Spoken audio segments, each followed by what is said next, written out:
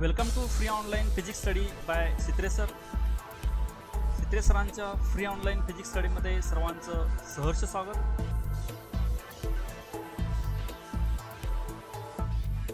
In this session we will study HSC 12 Physics Chapter 7 Wave Optics Part 4.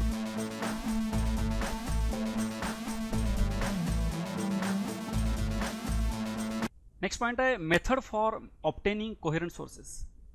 तर coherent sources आहे, दोन coherent sources obtain करण्यासाठी काही methods आहेत. त्यामध्ये आपल्याला माहिती आहे already.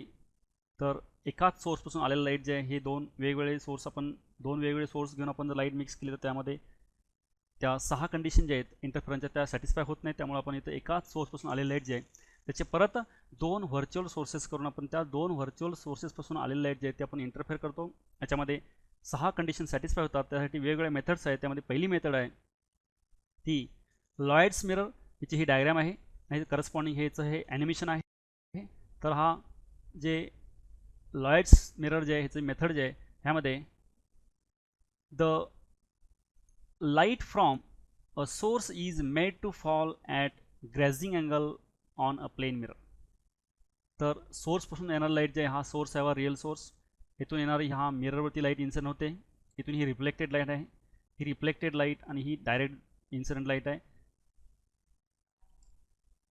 Light falls directly on the screen as shown by the blue lines and light falls after reflection shown by the red line. तर डायरेक्टली हा जो सोर्स आहे हा सोर्सपासून जी लाईट इमिट झाली ते आपण ब्लून दाखवलेलं आहे. त्यानंतर मिररवरती इन्सिडेंट होऊन रिफ्लेक्ट होऊन गेलेली लाईट जे हे आपण रेड कलर दाखवलेलं आहे. इथं यामध्ये the reflected light appears to come from a virtual source and so we get two sources. आता ही डायरेक्ट गेलेली लाईट जे ही वन लाईट आहे. आणखीन इथून जी ही मिररवरती इन्सिडेंट होऊन रिफ्लेक्ट होऊन आलेली लाईट जे आहे ह्या दोन लाईट जे रे आपण जर याचे बॅक साईड बघितलं तर आपल्याला ही लाईट इथून आल्यासारखी वाटते. Means appears to coming from this point. आपल्याला इथून आल्यासारखी भासते वाटते पण ॲक्च्युली इथून आलेलं असतं लाईट हे आपल्याला दोन व्हर्च्युअल सोर्सेस इथं मिळतात. They are derived from a single source and hence are coherent. आता हे जे दोन्ही सोर्स जे आहेत हे या सिंगल सोर्सपासून डिराइव्ड झाले आहेत आणि दोन सोर्स आपल्याला इथे मिळाले आहेत आणि हे कोहेरंट आहे. आणि कोहेरंट जे आहे त्यानंतर हे जे दोन सोर्स आहेत हे इंटरफरन्सच्या 6 कंडिशन सॅटिस्फाय करतात आणि त्यामुळं इथं आपल्याला दोन्ही लाईट जे आहेत ह्या दोन्ही लाईट मिक्स झाल्यानंतर आपल्याला इथे इंटरफरन्स मिळतो. हे तिथं ह्याच्यामध्ये ॲनिमेशनमध्ये पण दाखवलेलं आहे. हा सिंगल रेज ऑफ लाईट आहे. हा डायरेक्ट सोर्स आलेला आहे. हा इथं मिररवरती पण इन्सिडेंट केलेला आहे.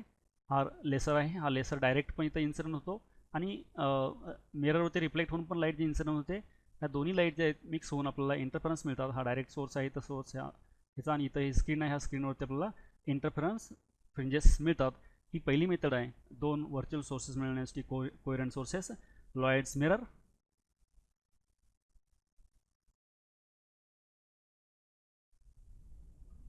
Next one is methods for obtaining coherent sources. आपण कोहेरंट सोर्सेस ऑब्टेन करण्याच्या वेगवेगळ्या मेथड आपण पाहत आहोत. त्यामध्ये पहिली मेथड आपण लॉयड्स मिरर पाहिलेलं आहे. ही सेकंड मेथड आहे फ्रेस्नल बायप्रिझम. आता आपण बायप्रिझम वापरून आपण इथं कोहेरंट सोर्सेस मिळवायचे. त्यामध्ये ही याची एक्सपेरिमेंटल डायग्राम आहे, अरेंजमेंट आहे बायप्रिझमची.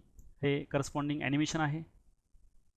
तर याच्यामध्ये a biprism is a prism with vertex angle of nearly 180 degree and refracting angle ranging from 30 minutes to 1 degree.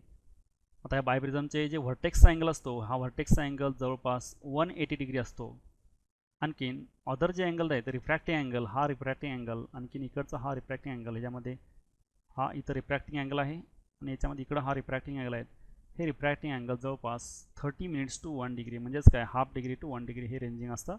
आणि हा व्हर्टेक्सचा अँगल जे आहे हा 180 डिग्री जवळपास असतो. The refracting edge of the biprism is kept parallel to the length of the slit. आता ही जी refracting age आहे इथं ही रिफ्रॅक्टिंग एज आहे. ही रिफ्रॅक्टिंग एज ह्या स्लिटला पॅरलल ठेवलेली असते. Monochromatic light from source is made to pass through the narrow slit S and fall on the biprism. आता monochromatic सोर्सची लाईट जी आहे ह्या स्मॉल नॅरो स्लिटमधनं ह्या बायप्रिझमवरती फॉल केलेले असते. The two virtual images S1 and S2 are coherent sources obtained from a single secondary source S. आता हा single secondary source जे हा सोर्सची लाईट ह्या बायप्रिझमवरती इन्सिडेंट झालेला आहे, रिफ्रॅक्ट होऊन पुढे गेलेलं आहे. आणखीन इथं आपल्याला दोन S1 आणि S2 जे आहेत हे दोन व्हर्च्युअल सोर्सेस जे आहेत कोहिरंट सोर्सेस ह्या S सोर्सपासून तयार झालेल्या आपल्याला इथं दिसतात. The two waves coming from S1 and S2 interfere and form interference fringes. आता दोन जे वेव्ह जे आहेत S1 पासून येणारी लाईट वेव्ह आणि S2 पासून येणारी लाईट वेव्ह ह्या दोन्ही वेव्ह मिक्स होऊन आपल्याला इथं शेडेड एरियामध्ये आपल्याला इंटरफेरन्सचा पॅटर्न मिळतो. ब्राईट डार्क फ्रिंजेस आपल्याला इथं पाहायला मिळतात. याच्यामध्ये बघा परत एकदा हा S1 single source of light आहे. हा सिंगल सोर्स ऑफ लाईटची ही लाईट वेव्ह ह्या बायप्रिझमवरती इन्सिडेंट होते. बायप्रिझमवरती इन्सिडेंट होऊन रिफ्रॅक्ट होऊन इकडं ही लाईट वेव्ह झाले गेलेल्या आहेत. आणि या ज्या लाईट वेव्ह आहेत ह्या लाईट वेव्ह आपल्याला इथून ह्या S1 पासून आणखीन S2 पासून आलेले आहेत असं वाटतं. Means these two light waves are appears to diverge, that is appears to coming from S1 and S2. Hence this S1 and S2 these two sources are acts as virtual sources. यामध्ये हे virtual source आपल्याला act झाल्यासारखं वाटतात. आणि ह्या दोन virtual सोर्सपासून येणारी light जी आहे ही लाईट मिक्स होऊन आपल्याला इथं ह्या शेडेड रिजनमध्ये इथं फ्रिंजेस मिळतात, बँड्स मिळतात. आणि हे ब्राईट डार्क फ्रिंजेस आपल्याला इथं पाहायला मिळतात. यामध्ये सुद्धा ह्या ॲनिमेशनमध्ये बघा ह्या सोर्सची लाईट जी आहे ही सोर्सची लाईट ह्या बायप्रिझमवरती इन्सिडेंट झालेला आहे. इन्सिडेंट झाल्यानंतर ह्या लाईट वेव्ह ज्या इकडे मिक्स झाल्या आहेत ह्या लाईट वेव्ह आपल्याला इकडून S1 आणि इकडून जे S2 सोर्स आहे ह्या दोन सोर्सपासून आले तसं वाटतात. आणखी इथं इंटरफरन्स पॅटर्न तयार होऊन आपल्याला इथं ह्या रिजनमध्ये हे ब्राईट डार्क आपल्याला फ्रिंजेस इथं मिळतात या ठिकाणी ह्या स्क्रीनवरती. आणि हे दोन सोर्स जे आहेत S1 आणि S2 इथं बघा हे लाईट दाखवले आहेत. ही लाईट वेव्ह इथे इन्सिडेंट झालेली आहे. ही लाईट वेव्ह इन्सिडेंट झाल्यानंतर ह्या बायप्रिझममधून पास होते. ही एका सिंगल सोर्सपासून येणारी लाईट आहे, सिंगल सोर्सची. आणि ही लाईट पुढं रिफ्रॅक्ट होऊन पुढं ह्या जे रिफ्रॅक्ट झालेले रेज आहेत हे रिफ्रॅक्ट झालेले रेज पुढे ह्या स्क्रीनवरती इन्सिडेंट होऊन ह्या दोन सोर्सचे लाईट जे आहेत इकडे आलेल्या रिफ्रॅक्शन आफ्टर रिफ्रॅक्शन. आणि इथं आपल्याला हा बँडचा फ्रिंजचा पॅटर्न ह्या स्क्रीनवरती दिसतो. इथं ब्राईट डार्क असे बँड्स इथे तयार झालेले आहेत. ह्या स्क्रीनवरती ABCD हे स्क्रीन दाखवले बघा इथं. त्याच्यावरती हे बँड्स तयार झालेले आहेत. आणि हे जे लाईट सोर्स आहेत हे लाईट सोर्सची जी लाईट रिफ्रॅक्ट होऊन आलेले आहेत हे इथं जे इथं बँड्स आपल्याला मिळाले हिचे ही लाईट आपल्याला पाठीमागून इकडून ह्या दोन व्हर्च्युअल सोर्सपासून इथं दाखवले बघा ह्या दोन व्हर्च्युअल सोर्सपासून आल्यासारखे वाटते, भासते. इथं ह्यामध्ये रे डायग्राम दिसते बघा. हे रेज आता इथं 4 रेज हे चालले आहेत तिथं इन्सिडेंट ह्यावरती होतात ह्या बायप्रिझमवरती इथे इन्सिडेंट झालेले आहेत हे रेड रे. आणखीन रिफ्रॅक्शन नंतर हे आफ्टर रिफ्रॅक्शन बघा इकडं रिफ्रॅक्शन होऊन चाललेले रे आहेत. रेड कलरचे रे आपल्याला इथे दिसतात. आणि हे रेड कलरचे रे आफ्टर रिफ्रॅक्शन इथं इंटरफेअर होऊन इथं इंटरफरन्सच्या फ्रिंजेस मिळतात. ह्या स्क्रीनवरती आपल्याला ब्राईट डार्क फ्रिंजेस ऑब्टेन होतात. इथं हे रेज आता इथं इंटरफेस झालेले आहेत. Light coming from S1 source, light coming from S2 source. These two light waves mix together and interference takes place here. These lights are appears to coming from this S1 source and this S2 source. ह्या दोन light आहेत आपल्याला इथून आणि इथून आल्यासारखे वाटतात, appear होतात, भासतात. आणि ह्या ज्या लाईट आहेत ह्या लाईट इथं मिक्स होऊन आपल्याला इथं फ्रिंजेस मिळालेल्या आहेत. ह्या इथं स्क्रीनवरती फ्रिंजेस दिसतात बघा ह्या ब्राईट डार्क फ्रिंजेस. ही सेकंड मेथड आहे. फ्रेशनल बायप्रिझम वापरून आपण हे दोन व्हर्च्युअल सोर्सेस तयार केलेले आहेत. आणि इथं या इंटरफरन्सच्या 6 कंडिशन सॅटिस्फाय होतात. आणि 6 कंडिशन सॅटिस्फाय झाल्यामुळे इथं इंटरफरन्स होतो आणि आपल्याला इथं स्क्रीनवरती बँड्स मिळतात.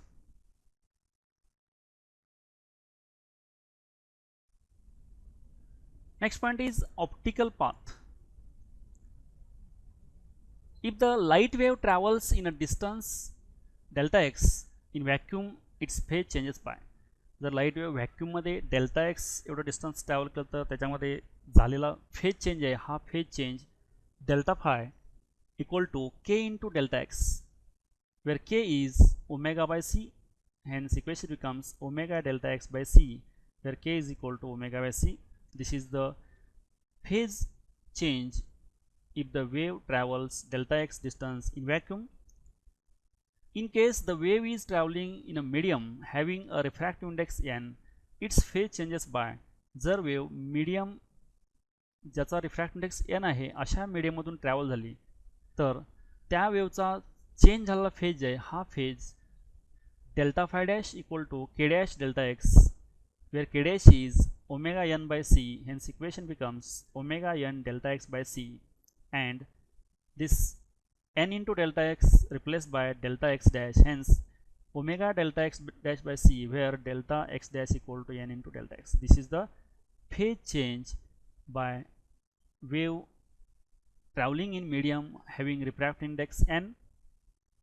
If a path length of delta x in a medium of refractive index n is equivalent to path length of n into delta x in vacuum, तर डेल्टा एक्स हे medium मधला path ज्याचा refractive index N आहे हा equivalent असतो की जो व्हॅक्यूममध्ये एन इंटू डेल्टा एक्स इतक्या पाथला इक्विव्हॅलंट असतो, and where n into delta x is called the optical path traveled by the wave, आणि ह्या टर्मलाच n into delta x ला optical path traveled by the wave असे म्हणतात. Optical path in a medium can also be defined as the corresponding path in a vacuum that the light travels in the same time as it takes in a given medium. तर given medium मध्ये जेवढ्या time मध्ये light wave travel करते distance, तेवढ्याच time मध्ये जे काय path जे काय डिस्टन्स व्हॅक्यूम मध्ये ट्रॅव्हल करते ते म्हणजेच ऑप्टिकल पाथ डिफरन्स असं ऑप्टिकल पाथ डिफरन्स असे म्हणतात त्याला.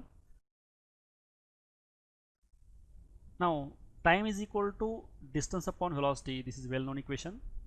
Now putting values, that is again time is equal to distance upon velocity, the same for medium as well as vacuum, that is distance in medium divided by velocity in medium, or distance in vacuum divided by velocity in vacuum.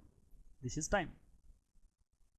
Now rearranging terms, take this distance in vacuum to this side and velocity in medium this side, then equation becomes distance medium divided by distance vacuum and velocity medium divided by velocity vacuum.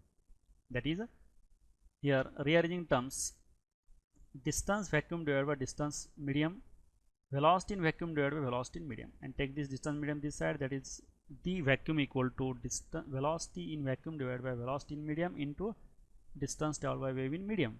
This is known as optical path, and this optical path is nothing but this velocity in vacuum divided by velocity in medium is nothing but refractive index, hence this replaced by refractive index n, and d medium is as it is, hence optical path is equal to refractive index into distance traveled by wave in medium.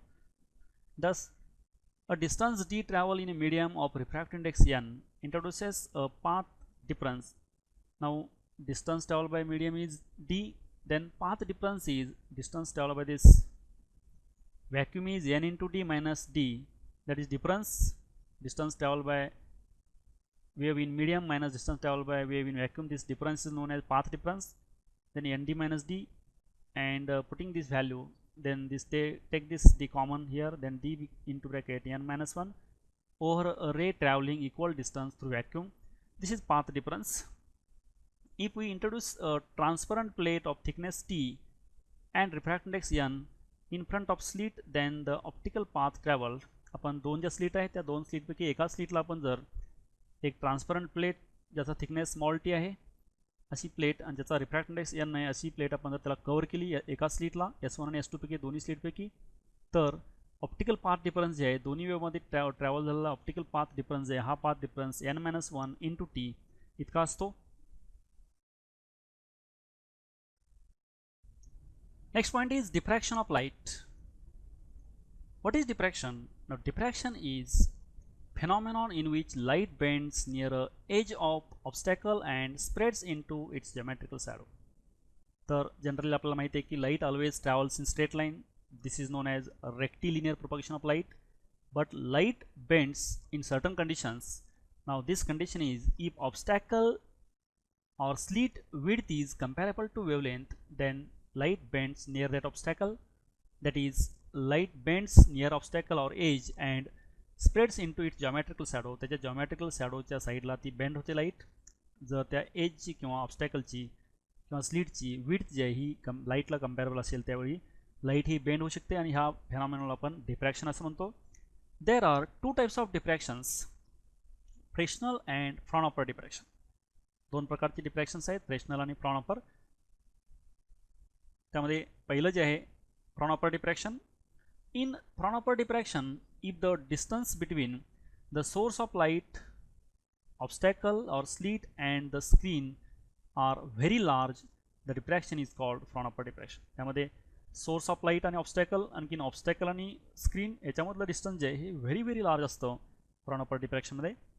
The wavefront incident is plane wavefront. तर यामध्ये incident wavefront ही plane wavefront असते फ्रॉनॉपरमध्ये. If the for this the source of light at the focus of a convex lens so that the plane wavefront is incident on the obstacle and another convex lens is used on the other side of the obstacle to make pattern visible on the screen. तर आपण plain wavefront जे ही plane wavefront मिळण्यासाठी आपण convex लेन्सच्या फोकसला आपण source ठेवायचा, आणखी त्यातून जी light emit होईल ती पॅरल असेल आणि त्यामुळे आपल्याला प्लेन वेवफ्रंट मिळेल आणि ही प्लेन वेवफ्रंट आपण ऑब्स्टॅकलवरती स्लिटवरती इन्सिडेंट होईल. आणखीन इन्सिडेंट झाल्यानंतर जे पॅटर्न मिळण्यासाठी हे लॉंग डिस्टन्स पॅटर्न जे असतो हे कमी अंतरावर आपल्याला पॅटर्न मिळण्यासाठी प्रत्येक आपण लेन्स टाकून आपण स्मॉल डिस्टन्सला आपण स्क्रीनवरती हिची इमेज मिळवू शकतो फ्रॉनॉपर डिफ्रॅक्शनमध्ये. हे जे फ्रॉनॉपर डिफ्रॅक्शनचे काही इम्पॉर्टंट पॉईंट्स आहेत. Next one is Fresnel diffraction. In this Fresnel diffraction, in this case the distances are much smaller and the incident wavefront is either cylindrical or spherical depending upon the source. A lens is not required to observe the diffraction pattern on the screen. तर याच्यामध्ये distances जे आहेत source obstacle आणखीन obstacle screen हे distance very small असतं. आणखीन यामध्ये जे वेव फ्रंट वापरतो आपण ही सिलेंड्रिकल किंवा स्पेरिकल वेव फ्रंट असते, ती सोर्सवर डिपेंड असते. आणखीन ह्याच्यामध्ये lens is not required to observe diffraction pattern. Diffraction pattern हा कमी अंतरावरती डिस्टन्स कमी अंतरावरती मिळत असल्यामुळं इथं लेन्सची काही जरूरत नाही, म्हणजे डिफ्रॅक्शन पॅटर्न मिळवण्यासाठी lens is not required here. जर the some important points about Fraunhofer and Fresnel diffraction. There are two types of diffractions, Fresnel and Fraunhofer.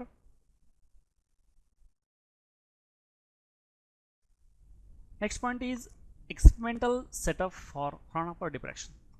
आता आपण दोन टाईपचे डिफ्रॅक्शन ऑलरेडी पाहिले आहेत, फ्रेशनल डिफ्रॅक्शन आणि फ्रॉनॉपर डिफ्रॅक्शन. त्यामध्ये आपण फ्रॉनॉपर डिफ्रॅक्शन जे आहे हे इन डिटेल आपण स्टडी करायचं येतं. ह्याच्यासाठी हा फ्रॉनॉपर डिफ्रॅक्शन जे आहे ह्याचं एक्सपेरिमेंटल सेटअप आहे, याचं ॲनिमेशन आहे Fraunhofer डिफ्रॅक्शनचं.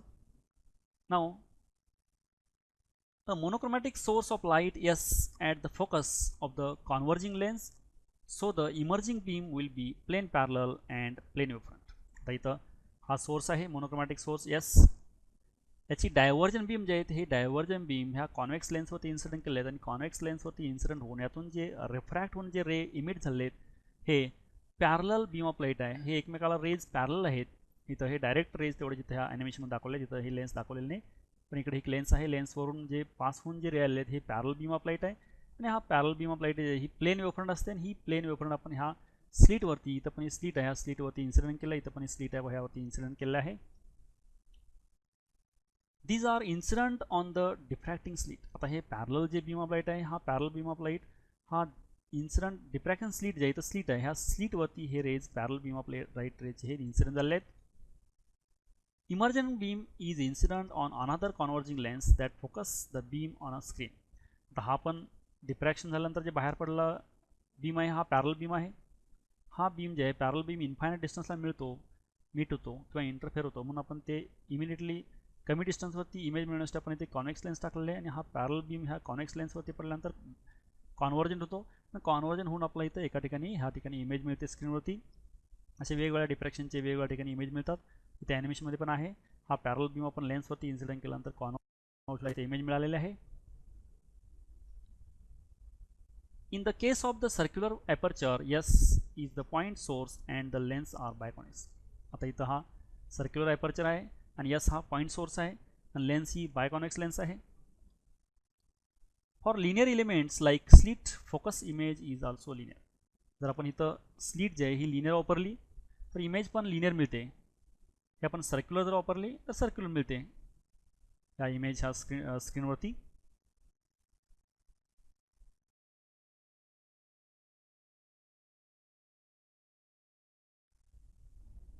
Next one is Fraunhofer diffraction at a single slit. तर सिंगल स्लीटवरती फ्रॉनॉपरचं डिफ्रॅक्शन कसं होतं आपण इन डिटेलमध्ये बघायचं आहे. त्यासाठी हे एक्सपेरिमेंटल सेटअप आहे, याचं करस्पॉन्डिंग ॲनिमेशन आहे. Now the cross section of the plane wavefront y dash incident on a single slit of width AB. A B ही सिंगल स्लिट आहे. ह्या सिंगल स्लिटवरती प्लेन वेवफ्रंट जे आहे वाय वाय डॅश इकडून आलेली ही प्लेन वेवफ्रंट ह्या स्लिटवरती incident झालेली आहे. The plane wavefront reaches the slit. Each slit element becomes the secondary source of cylindrical wavefront responsible for diffraction in all possible direction. तर या स्लिटवरची प्रत्येक स्लिट जी आहे ही प्रत्येक slit acts as secondary source of light. आणखीन हा source of cylindrical wavefront होतो. आणखीन responsible for diffraction in all possible direction. इथून जे वेव बाहेर पडेल हे ऑल पॉसिबल डायरेक्शनमध्ये बाहेर पडते आणि त्याच्यामध्ये डिफ्रॅक्शन होत असतं. A cylindrical lens kept near to the slit converges the emergent beam onto the screen kept at focus f equal to d.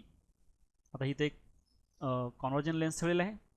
हे कॉन्वर्जन लेन्स हे पॅरल बीम जे आहे हा पॅरल बीम कॉन्वर्ज करून हा इथं एक ठिकाणी या स्क्रीनवरती इमेज फॉर्म होते आणि हा स्क्रीन जे आहे इथून ह्या फोकसला ठेवलेला आहे ह्या लेन्सच्या.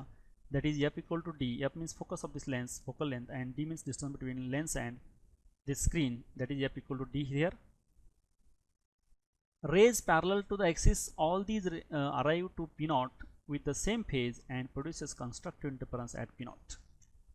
आता P naught जे आहे इथं येणार रेज आहेत coming from this edge A to P naught and B to P naught किंवा हे बाकीचे रे असतील ह्या सर्व रेज जे आहेत हे इन फेजमध्ये असतात. कारण distance travel by A to P naught and distance travel by B to P naught this distance is same. Hence there is no path difference, no phase path difference in between these two waves. If there is no path difference, then constructive interference takes place. If constructive interference takes place, then the central point is bright point. Bright fringe will form at the center. इथं in फेजमध्ये wave mix होतात. ए पासून आलेली wave P नॉटला आणि बी पासून आलेली P नॉटला दोन्ही distance समान आहे. समान डिस्टन्समुळे इन फेज असते wave. In phase wave mix झाल्यामुळे इथं कन्स्ट्रक्टिव्ह इंटरफरन्स होतो आणि कन्स्ट्रक्टिव्ह इंटरफरन्समुळे इथं ब्राईट स्पॉट तयार होतो. म्हणजे ऑलवेज सेंटरला पी नॉटला ब्राईट स्पॉट तयार होतो. इथं ॲनिमेशनमध्ये पण तेच आहे. इथून ए पासून आलेले वेव इथं पी नॉटला बी पासून आलेले पी नॉटला वेव सेम डिस्टन्स ट्रॅव्हल झाल्यामुळं इथं आपल्याला कन्स्ट्रक्टिव्ह इंटरफरन्समुळे इथं आपल्याला ऑलवेज इथं सेंटरला ब्राईट स्पॉट मिळतो.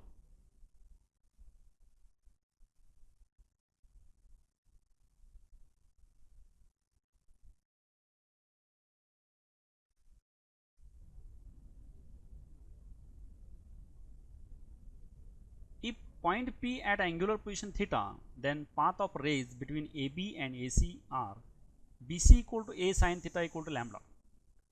जर आपण P पॉईंट घेतला आपण हा P पॉईंट जे याचा अँग्युलर पोझिशन थीटा आहे म्हणजे आपण स्टार्टिंगचा P नॉट जे घेतला आहे हा P नॉट पासून O पर्यंत आणि O पासून P पर्यंत हा जे अँगल आहे हा अँगल थीटा आहे.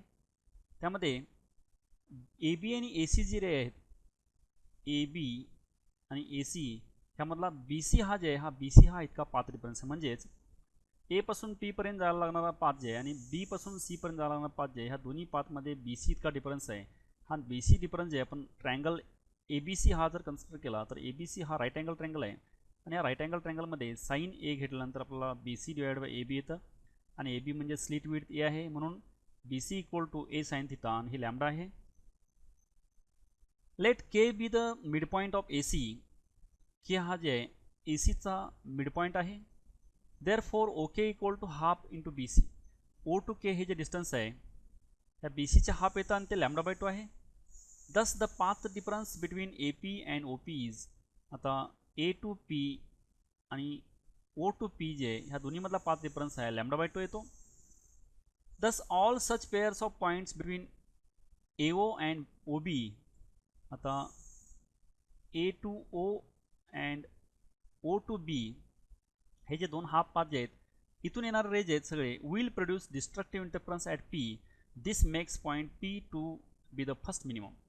हे AO पासून येणारे इतर रे जे आहेत पीला आणि OB जे आहेत इथून येणारे जे पीला रे आहेत हे सर्व पाथ डिफरन्स ह्यामध्ये हाफ असतो आणि इथं डिस्ट्रक्टिव्ह इंटरफरन्स होतो आणि मिनिमम लाईट मिनिमम इंटेन्सिटीचा डार्क बँड इथं तयार होतो. Hence at the location of nth minima the path difference between extreme rays A sine theta equal to n lambda. आता हा पाथ डिफरन्स इथं ऑलरेडी आपण कॅल्क्युलेट केलेला आहे. BC A साइन थिटा जे आहे हे मिनिमासाठी डिस्ट्रक्टिव्ह इंटरफरन्ससाठी डिस्ट्रक्टिव्ह हे डिफ्रॅक्शन जे आहे डिफ्रॅक्शनमध्ये ही n लॅम्बडा ही कंडिशन आहे म्हणून आपण A साइन थिटा हा पाथ डिफरन्स n लॅम्बडाला इक्वेट केला आहे. फॉर मिनिमाची कंडिशन आहे n lambda. Similarly for maxima the path difference between extreme rays at nth maxima is. हा nth मॅक्झिमा जे आहे मॅक्झिमासाठी कंडिशन आहे हा a sine theta path difference आपण एन प्लस हाफ लॅम्बडाला इक्वेट केला आहे. म्हणजे मिनिमासाठी एन लॅम्बडा आहे आणि मॅक्झिममसाठी एन प्लस हाफ लॅम्बडा आहे. ए साइन थिटा हा पाथ डिफरन्स आहे, इथं ॲनिमेशनमध्ये पण दाखवलेला आहे. पीला गेलेला रेज आहे ए पासून पी पर्यंत आणि बी पासून पी पर्यंत हा इतका पाथ डिफरन्स आहे बी सी, आणि तो जर आपण मिनिममला कंडिशनला इक्वेट केला तर डार्क असतं. हा मॅक्झिममची कंडिशन आहे, इथं एन लॅम्बडा प्लस हाफ. हे सेंट्रलला ब्राईट असतं ऑलवेज, कारण हे डिस्टन्स ए पासून ओ पर्यंत आणि ए बी पासून ओ पर्यंत इक्वल असतं. ए पासून पी पर्यंत आणि बी पासून पी पर्यंत ह्या डिस्टन्समध्ये फरक आहे, डिफरन्स आहे. मग तो डिफरन्स जर इतका आला एन लॅम्बडा तर हे मिनिमम आहे, आणि तो एन प्लस हाफ लॅम्बडा आला तर तो मॅक्झिमम असतो. आपण ते मिनिमम मॅक्झिममला इक्वेट करून आपण ब्राईट अँड डार्कची इथं कंडिशन सॅटिस्फाय केलेली आहे. Now path difference condition is sin theta equal to a sin theta equal to n lambda. Here if sin theta approximately equal to tan theta, when theta is very, very small, then again equal to theta. Now using this tan theta in this equation, now tan theta, this is the right angle triangle. In this right angle triangle, tan theta is opposite side divided by this adjacent side. This opposite side is, this is y, and this is d, that is f equal to d. Hence this y by d, theta equal to, where y is the distance of point P on the screen from the central bright point. आता सेंटरचा bright point आहे, इथून ह्या P पॉईंटचा distance हे y आहे.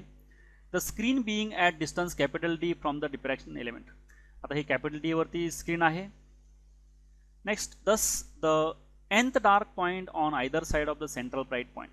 आता central ब्राईटच्या इकडे ह्या साईडला किंवा ह्या साईडला आयदर साईडला n नंबरचा ब्राईट जे आहे, सॉरी डार्क, हा डार्क किती अंतरावरती डिस्टन्स तयार होतो तो nth डार्क आपल्याला काढायचा आहे. nth डार्क काढण्यासाठी आपण थीटा nth डार्क म्हणून आपण थीटा एन डी लिहिला आहे. थीटा अँगल काढायचा आपल्याला, अँगल म्हणजे हा जे अँगल आहे या सेंटरपासून किती अँगलवरती n नंबरचा डार्क तयार होईल हा अँगल आपल्याला बघायचा आहे. Theta n d n angle nth dark, म्हणजे आपण y n d by capital D, इथं थीटाची इक्वेशन आहे theta equal to y by d. Hence आपण हे nth डार्क म्हणून आपण y n d nth dark divide by capital D. But this condition is theta, this we can write is for bright dark condition n lambda by a, equating this for dark condition n lambda by a. Diffraction मध्ये मिनिममची condition जे आहे, डार्कची condition जे आहे n lambda by ए येते, कारण a sin theta equal to n lambda येतं. आपण इथं साइन थिटाच्या ऐवजी आपण थिटा घेतलं, a इकडे आणल्यानंतर theta equal to n lambda by a येतं. मग यामध्ये आपण रिअरेंज केलं, n लॅम्बडा एकाच इथं ठेवलं, d इकडे आणल्यानंतर n y n d, म्हणजे y डिस्टन्स आहे nth डार्क बँड फॉर डार्कसाठी n lambda d by d, आणि लॅम्बडा डी बाय डी हे विड्थ असतं म्हणून आपण n into width. This is the distance of nth dark band from central bright band. Central bright बँडपासून n नंबरचा dark हे yn distance येतं, म्हणजे ह्या सेंटरच्या ब्राईटपासून n नंबरचा जे डार्क आहे किती अंतरावरती हे yn d येतं. Also at the nth bright point on either side of the central bright point. आता ह्या एनच्या ब्राईटपासून इकडचा ब्राईट, पहिला ब्राईट असेल, दुसरा ब्राईट असेल, असे सगळे अल्टरनेट डार्क ब्राईट आहेत. तर n नंबरचा ब्राईट ह्या सेंटरच्या ब्राईटपासून किती अंतरावरती असतो ते आपण बघायचं आहे. परत ते इक्वेशन, सेम इक्वेशन इथं nth डार्कच्या ऐवजी आपण इथं थीटा nth ब्राईट घेतलं, इथं सेम इथं theta equal Y by D, ह्या इक्वेशन आपण theta equal Y by D घेतलं आहे. म्हणून आपण nth ब्राईटसाठी म्हणून आपण nth ब्राईटसाठी इथं फक्त सफिक्स चेंज केलेला आहे. मग ब्राईटची कंडिशन जी आहे n plus half lambda by a, तर ब्राईटची कंडिशन इक्वेट केली. हे आपण वाय एन बी एका साईड ठेवलं, डी इकडे आणल्यानंतर मल्टिप्लाय झाल्यानंतर n plus half into lambda d by d, and this lambda d by d is nothing but width, hence n plus half into width.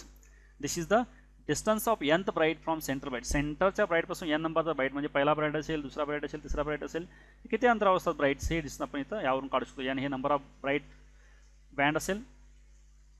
Width of the central bright fringe, सेंटरची जी bright fringe तयार होते त्या सेंटरच्या bright फ्रिंजची width आहे, ही width 2 times y1d, 1 नंबरचा dark जे आहे आणि सेकंडचा डार्क, ह्या दोन्हींचा डार्कचा आपण डिस्टन्स जर ॲड केलं तर आपल्याला सेंटरची विड्थ मिळते. म्हणून 2 times y1d, फर्स्ट नंबरचा डार्क हे y एन डीच्या ठिकाणी फर्स्ट नंबर डार्क हे 2w, that is 2 into lambda d by a. इथं हिची किंमत आहे, एनची किंमत 2 टाकले पण इथं.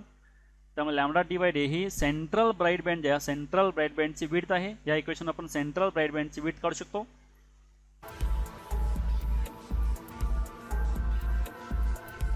Thank you for watching this video and keep watching videos, and for other videos see description box of this video.